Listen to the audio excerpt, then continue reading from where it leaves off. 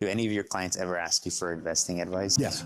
What do you tell them? Well, I want to hear what their story is. I want to make sure that they really truly have the disposable money. Because again, same thing is with the 401k. If you're in a 20% tax bracket, when you buy $1 of 401k, you're only paying 80 cents. That's a hell of a good deal. The problem with it is you got to have the 80 cents to spend. And so what you really have to do is to make sure that you're able to do it. And then in the case of 401k, you got to realize that that money's not liquid, it's long term, because if you pull it out too early, you are going to pay a penalty, so you're going to actually lose. If you need it, you need it. If you've done it and you need it, that's one thing. But again, is you've got to really be ready, you've got to be disciplined, and you've got to make sure you know. And I think the biggest problem, just even what we're talking about now, is knowledge is power. When you don't know, like I said, you're using business expenses that you really don't need. Yeah.